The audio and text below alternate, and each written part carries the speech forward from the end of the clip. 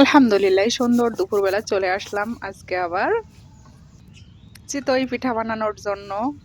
আজকের কিন্তু লোহার খোলাতে বানাচ্ছি।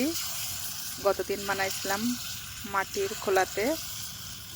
আর এই যে লোহার খোলার পিঠাগুলো অনেক সুন্দরভাবে উঠে যায়।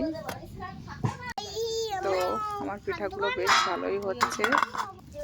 এই যে পিঠাগুলো কিন্তু অনেক সুন্দর ঝাঁঝরা, মানে ছিদ্র ছিদ্র হচ্ছে আর কি। আর এদিকে আমার জুহি সোনা খাচ্ছে। এই যে আমার পিঠার লুক ফুলেছেও বেশ সুন্দর। আর এদিকে পুতনিরা স্কুলে যাচ্ছে, তারা একটু খেললো।